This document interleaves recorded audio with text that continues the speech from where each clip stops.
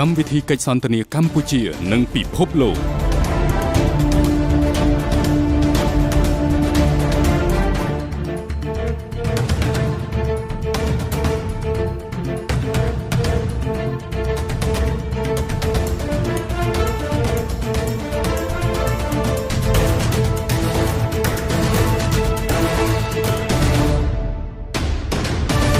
Good evening, Excellency, ladies and gentlemen. Welcome once again to Cambodia Global Dialogue of Southeast Asia TV.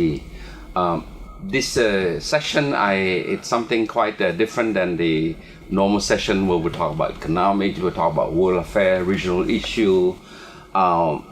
So I thought that we maybe talk a bit about the prospect of the future, but from a perspective of young Cambodian graduate who want to study abroad and coming back, and it'd be nice to hear what's their expectation in the future, but also to hear how how they went through the education, why they choose certain sort of like educational path, and what's the prospect really. So I have two young lady and one handsome young gentleman.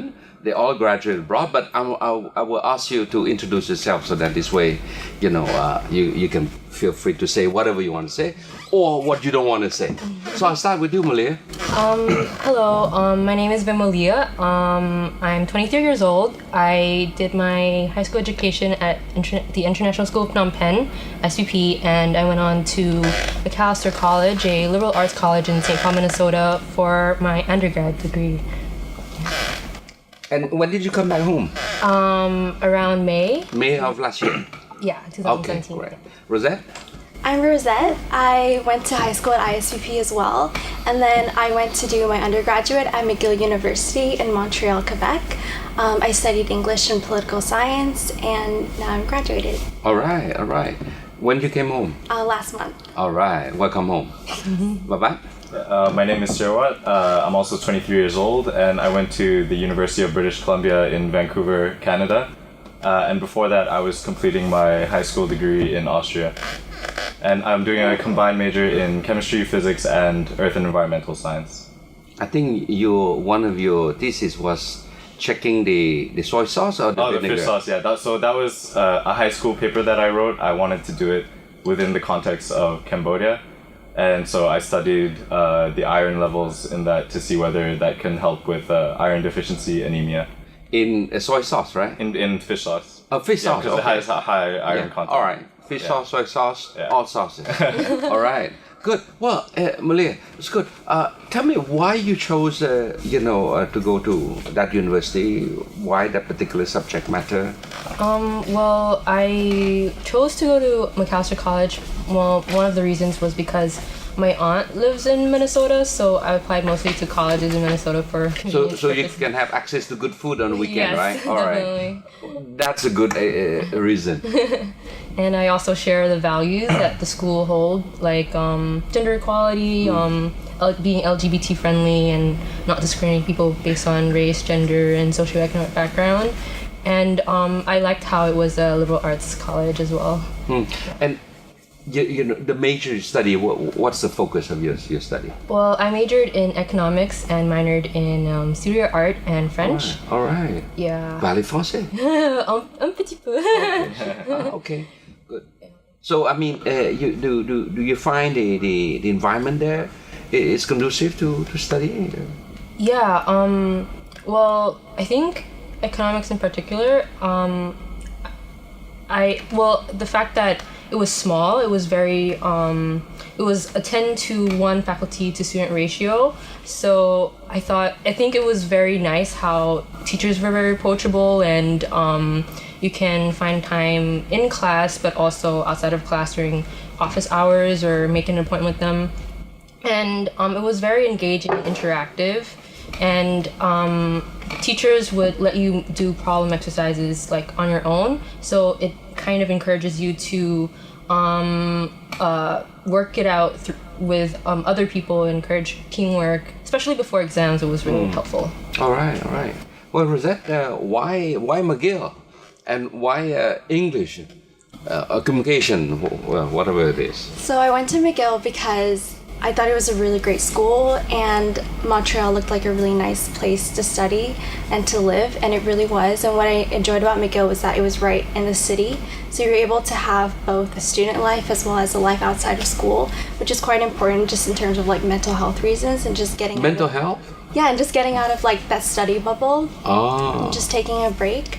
In terms of choosing English, I really enjoyed English in high school, so I just wanted to continue on with it.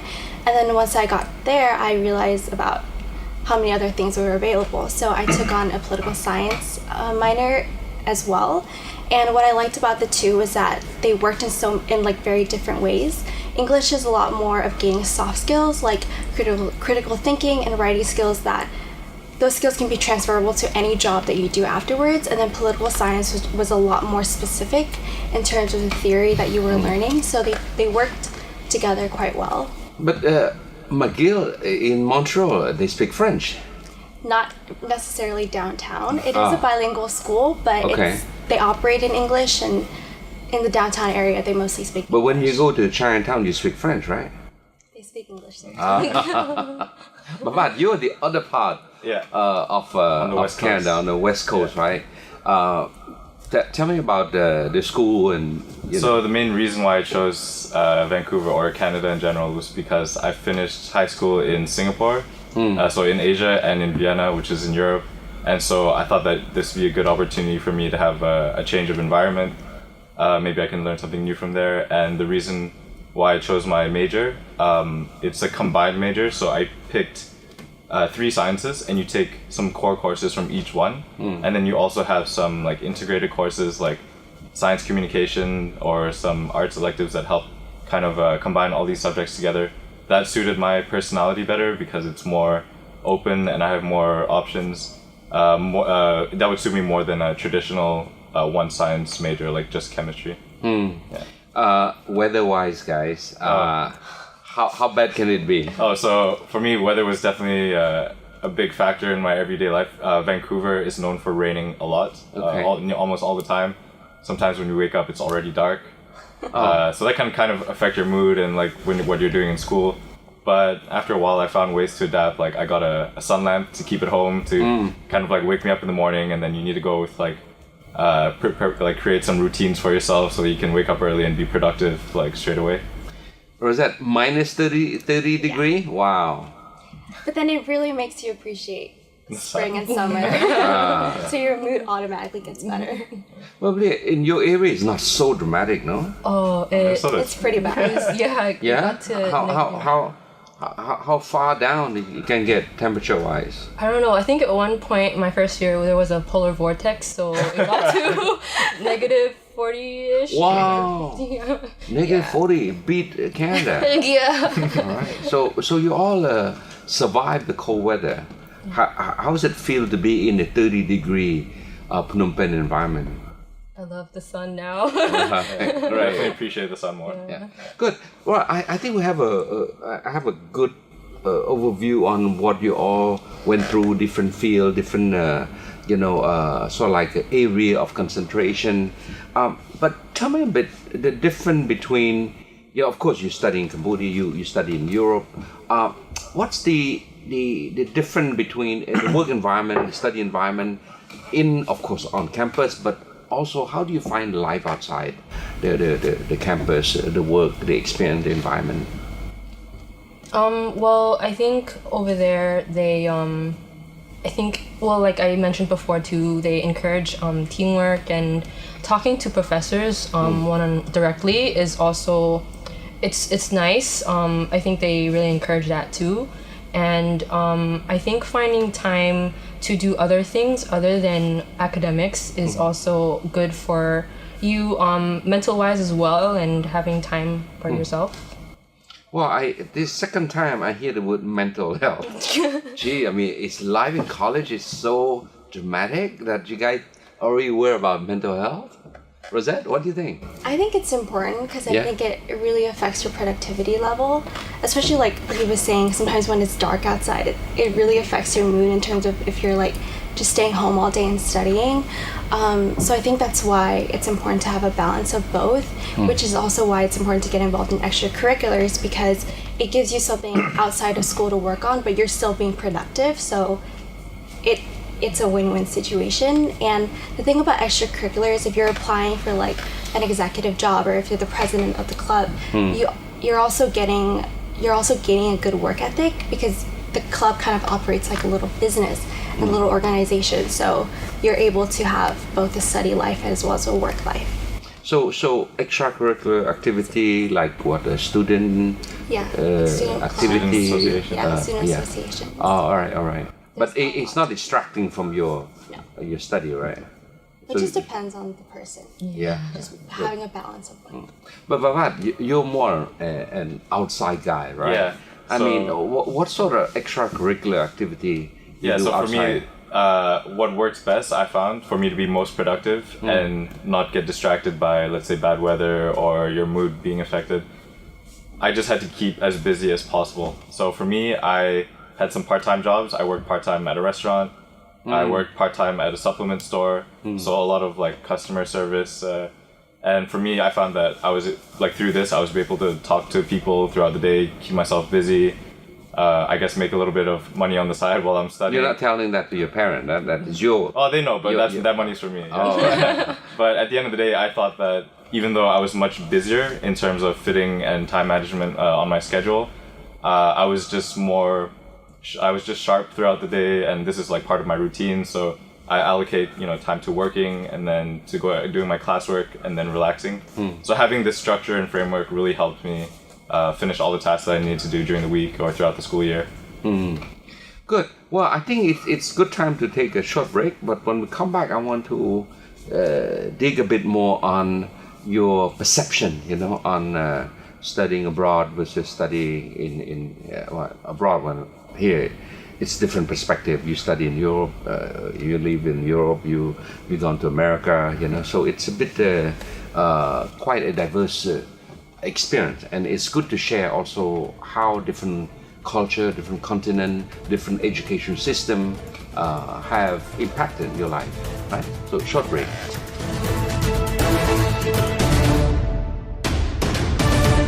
All right. Well, as I said before the break, is that different country have different culture, different education system, different I would say approach to learning. You went to America, Rosette. You went to the East Coast, French-speaking Canada. You went to the other extreme, which is English-speaking Canada. But you also had some time in Europe as well, in Asia. What? Okay, I'll start with you first, Bhavat, because of this sort of like cultural diversity. How you like about each one of these culture? So just speaking from my experience, I went through the Singapore system, which is the British system, but in the context of Asia. And then after that, I went to Vienna. So that was I was doing the International Baccalaureate program. IB. The IB, yeah. And that was surrounded in the European culture.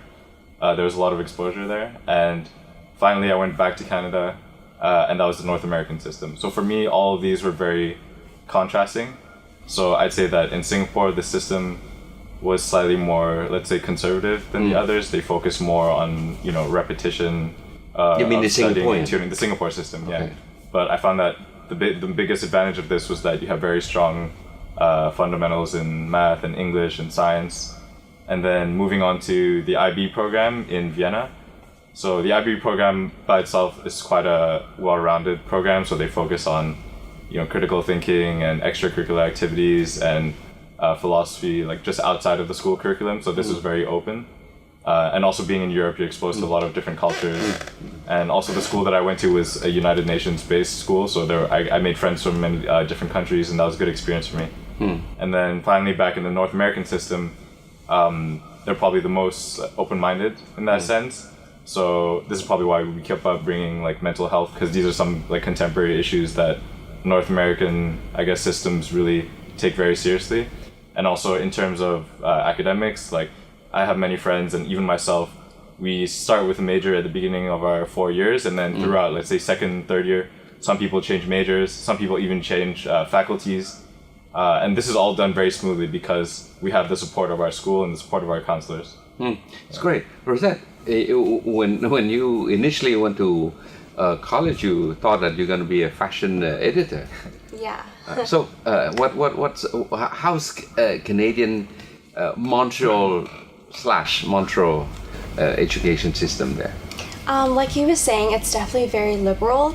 And what I loved about my particular major was that not only was it small, but it was so kind of open in the sense that not everybody was aiming towards the same job. And I think studying in that type of environment where it's not always that competitive, it's actually great because there's no competition necessarily between you and your classmates, and everyone's very open to different pathways. And that's why I really valued my major, because you gained a lot of skills that you could kind of take anywhere. So But Mulia, speaking of IB, right?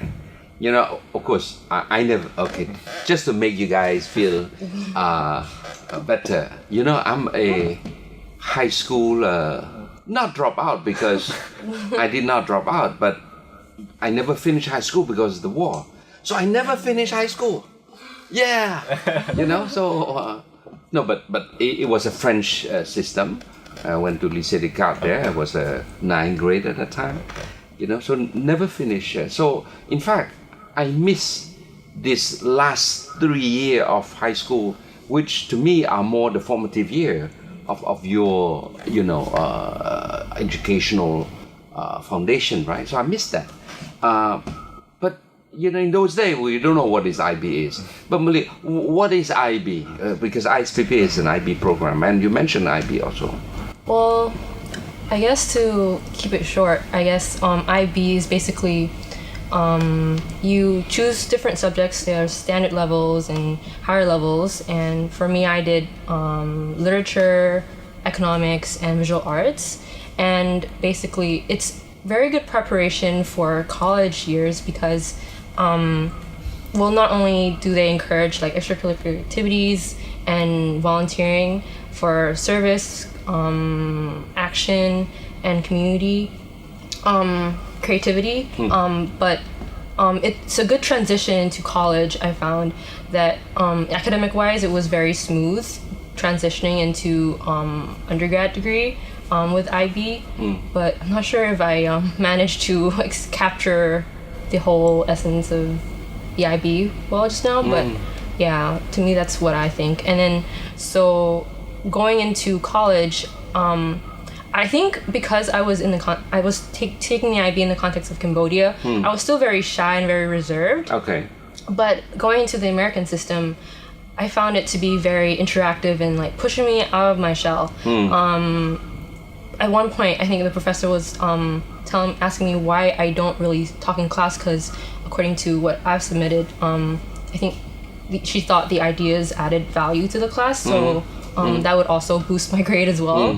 So I kind of took a step back and reflected on myself. Oh, maybe I should like better myself, and like it's also very communicate.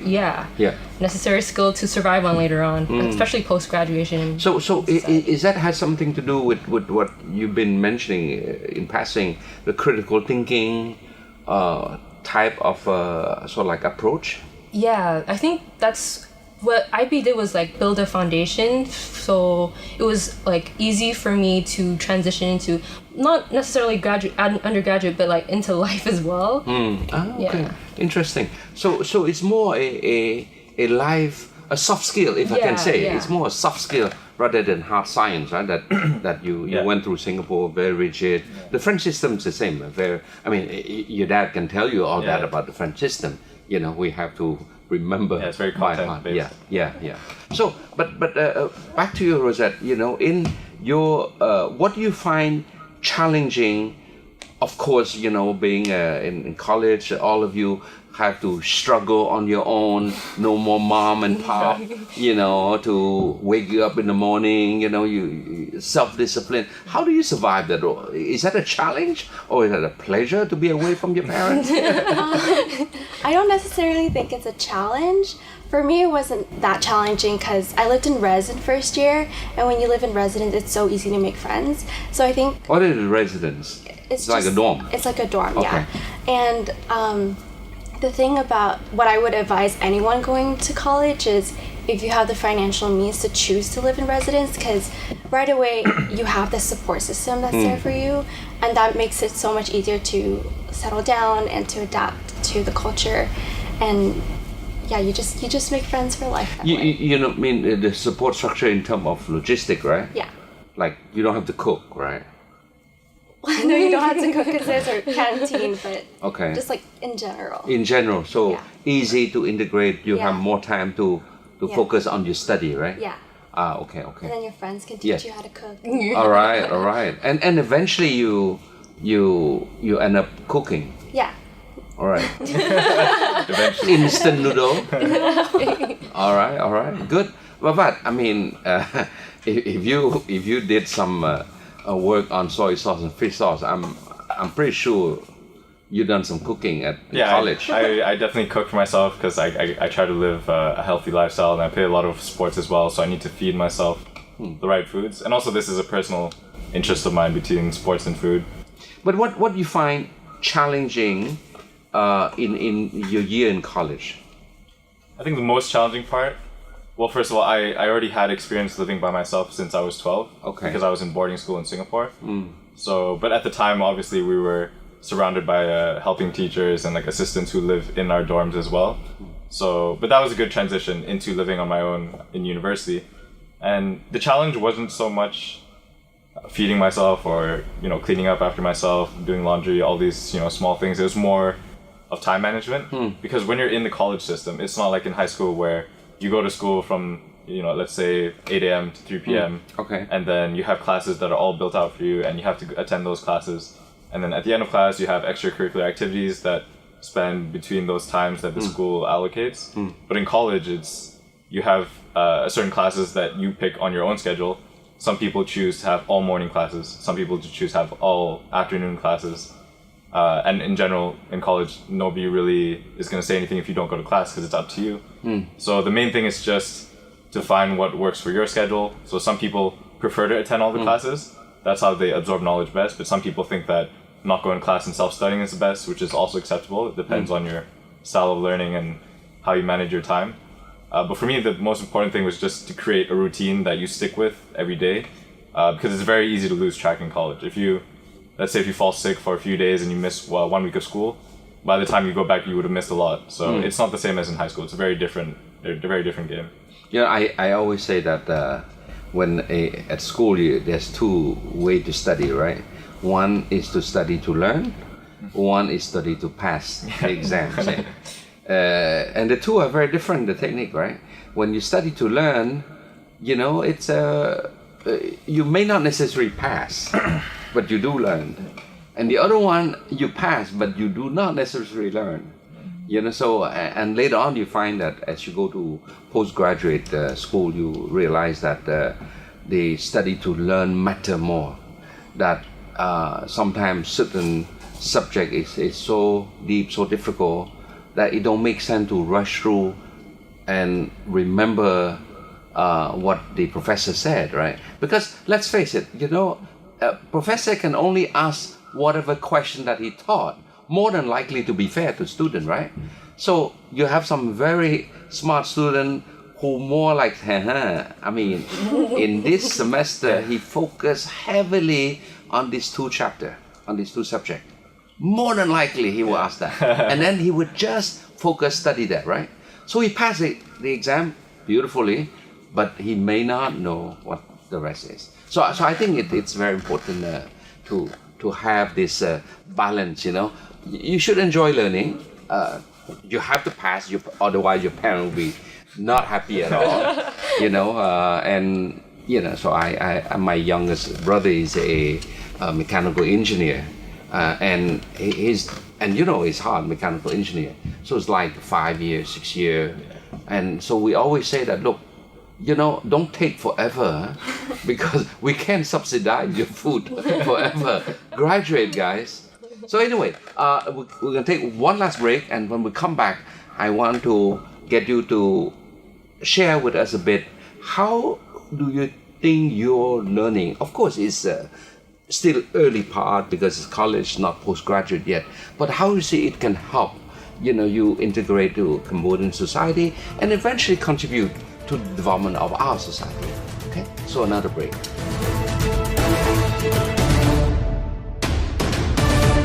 All right, so we are in the last stretch of our dialogue. You gone through some learning curve. You obtained your degree. You're quite proud in your life, but the future is still far. You're still young. So some of you, and I hope you continue at some point to do graduate school and get a doctorate, 2 doctorate, whatever. But let's start with one first. Keep the parent happy. But what is your expectation with that knowledge that you have acquired, and now that you come home, how do you feel about it? Well, I think it's really nice to be back after having gone away from home for 4 years.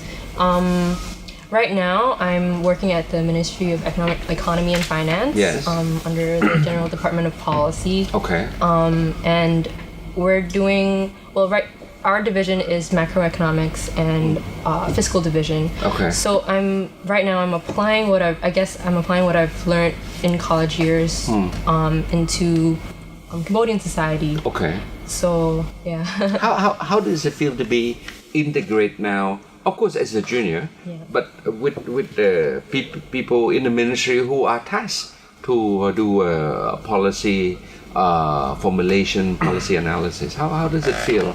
The fact that you have the exposure, a very rigorous university exposure. I think it really definitely helped me develop soft skills and also theories related to what I'm learning. But I think what I realized is that what you went through in college doesn't necessarily apply to everyday working in terms of working in the government. So I think I'm definitely learning a lot from other people too, on top of what I'm learning from college. I really admire the people who work there, the effort and time and what goes into everything. I really admire people working there and learning from them. All right. Rosette? Well, right now I'm working at a law firm, and I'm basically doing a lot of practice management tasks and business development. And the thing that I think I've brought to the job is the work ethic that I have been able to develop throughout my years of schooling. And that's what I've kind of realized once I finished school and entered the workforce, is that what you bring to the job, it's more the things that you aren't necessarily seeing on a CV. It's not necessarily the grades that you get or the positions that you held in particular extracurriculars. It's more the things that you don't see. So I think that's one of the values about going to live abroad and living alone, is that you gain a lot of things.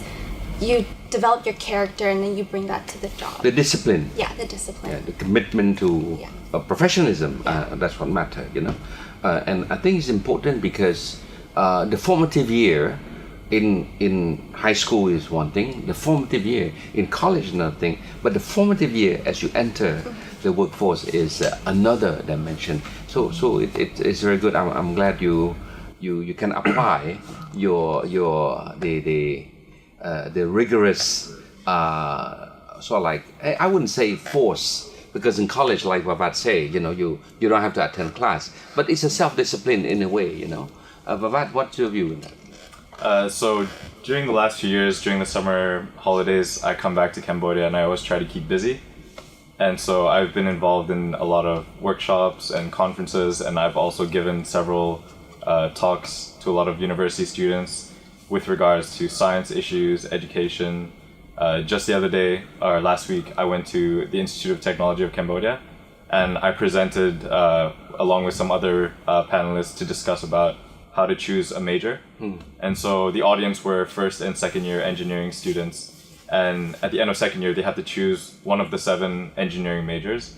And so I went to present to give a student's perspective of my journey and my experience through how I started right after high school and through first year, the major that I chose, and then changing in second year. So I was just trying to share my side and what I went through. And also the year before, I was involved in coaching 5 Cambodian high school students to bring them to a science camp in Malaysia. And so the point of that was just to expose them to some international science activities, to make them more curious, interested in science.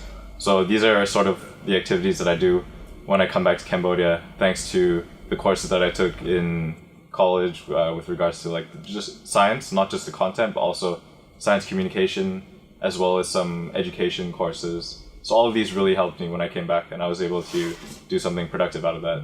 Good. Let's look a bit at the future, okay? You're still early 20. What's the prospect? Would you at some point plan to go for postgraduate school?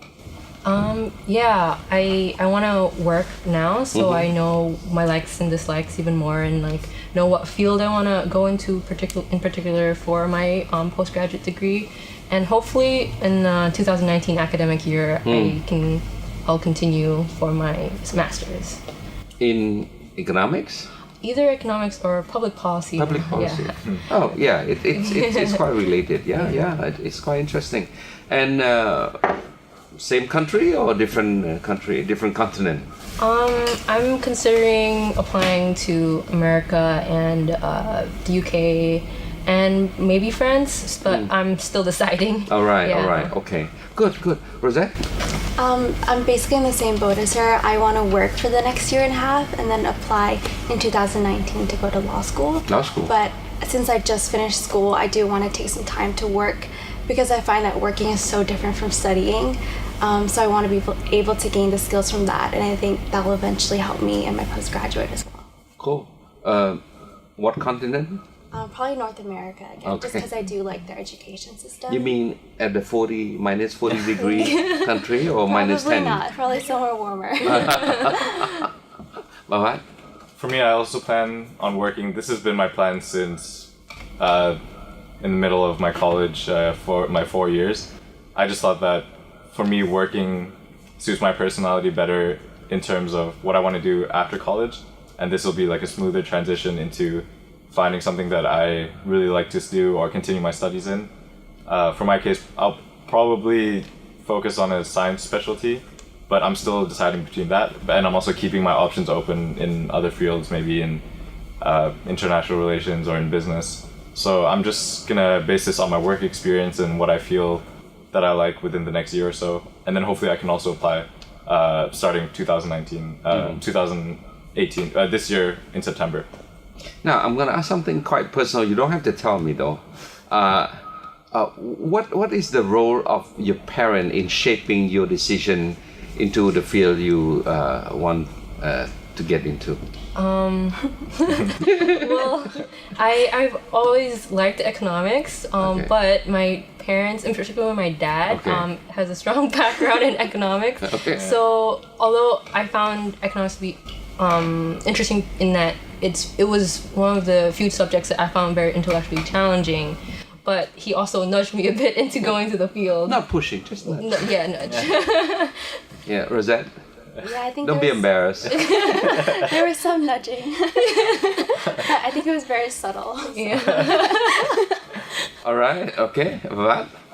For me, my dad, by background, is a medical doctor, and so since I was young, he always put it out there that becoming a doctor would be a very safe and good choice.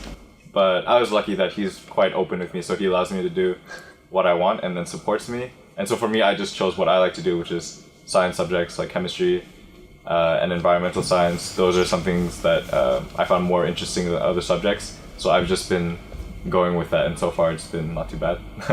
So all in all, you all had the blessing of your parent. Yeah. That's great.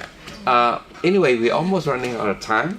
I want to ask you perhaps shortly to share to the young Cambodian who exactly like what Babat had spent last time at the Institute of Technology. Your view, perhaps, how can they learn from your experience here, even though it's quite brief here, in terms of deciding or selecting how best to select their future educational path? I would say exploring a lot of things, a lot of different fields, so that you know what suits you better and what doesn't. And I think volunteering for different things also really helped, because when I volunteered in this thing called SealNet, and I think I kind of found answers through that as well. So, yeah. Good. Yeah, I definitely say to spend time exploring what else is out there, because in retrospect, at 18, you don't necessarily know what you want to do. Just because you were good at something in high school doesn't necessarily mean that it's something that you should continue with, because once you go to college, there's so much more out there. So I definitely say if you have the financial means, just take your time and don't try to rush through things. Just see what else is out there, because in the long term, you're going to be a lot happier with your choice. Yeah, at the talk that I gave just the other week, my main message was just that you have to always keep in mind that you have to choose something for yourself, because you're going to be the one studying those topics and you're going to be the one working in that environment. So you have to choose something that you can flourish in based on your skills and your personality. So for me, that's the most important. Great. Well, I think we're at the end of the program, and you can relax. But I want to say in concluding, not wrapping, but how I get from your three people perspective is that ultimately, you will play, whether you realize or not, you will play a big role in helping change our country, because we're a post-war country, right? Not long ago, and 20 years ago, some of you were not born yet. I think all of you were not born yet. When we have the peace process in '93, we came from a very difficult background. Countrywide social infrastructure, particularly non-existent, and the country is struggling to get into the community of nations, entering WTO. Now we're part of the ASEAN Economic Community. The country is, working hard to integrate in the region, to be an equal, respectful, sort of like partner in the 10 country. So I think the role of the youth, particularly your generation, is so crucial, because you can bring the country at par with the neighboring country, who unfortunately did not have to go through difficult years of war, genocide like Cambodia. But having said that, I'm quite optimistic listening to you all that, and if I can multiply by the thousands of other young Cambodians who are studying abroad as we speak now, the country will be in a good position. At least we can defend our core interests. We can raise the flag of our country when we go to different regional meeting or global conference. And this is something I want to say that keep it up, maintain that drive, but always think of your country. Always think what you can do for your country. But of course, listen to your parents. So on that note, thank you so much, Malia, Rosette. Thank you. All right, we're coming to the end of the program, and I just hope that particularly the young university student who are watching would learn something from this short insight. So on that note, good night.